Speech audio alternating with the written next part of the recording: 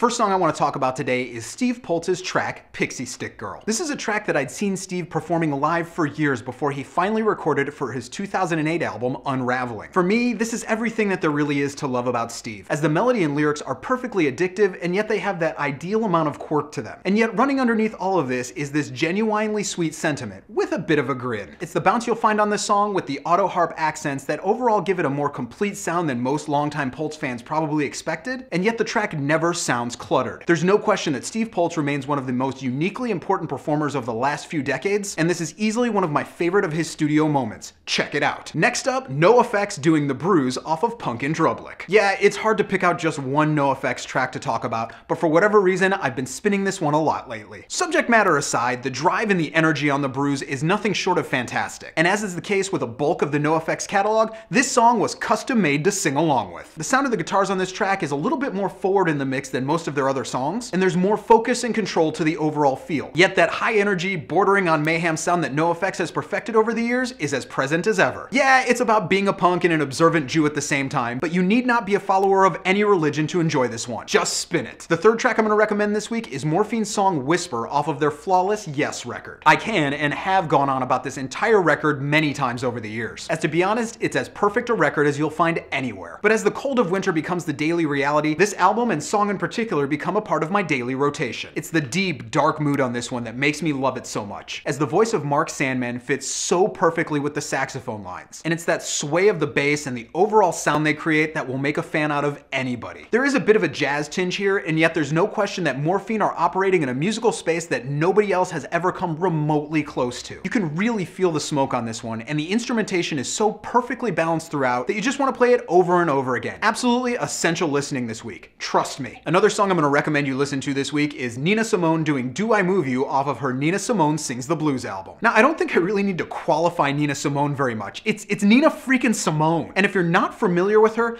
honestly, you've got a lot of work ahead of you this week, as you need to dedicate at least 4 or 5 hours to listening to nothing but Nina Simone. To that end, while she never put a musical foot wrong, there's no question that this is one of my all-time favorite vocals from her, as the attitude and posturing that she brings are absolutely ideal. There's that bit of sensual mischief that she plays with, and it's got this bluesy tone that's in a class all its own. The way Nina's voice plays against the guitar and harmonica gets better and better as she digs into each verse. And as she gets less and less subtle as the song progresses, it becomes one of the tracks that proves how sexy you can be without being outright blatant like most modern artists feel necessary. Nina is a legend. This song is perfect. It's that simple. The last track I'm going to recommend today is one that I had passed my way earlier this week, and it's the lead track on the forthcoming record from Kiki Pau, and it's called Tom T. Mars. It's a bit difficult to figure out where to start talking about this track, as it has this amazing atmosphere from the get-go, and it just builds and builds, surrounding you with this tone and mood that haven't been matched in years. It's got deep bass grooves, a dancing guitar riff, perfectly placed harmonica work, and this rhythm that is wonderfully hypnotic. And while the track clocks in at 9.5 minutes,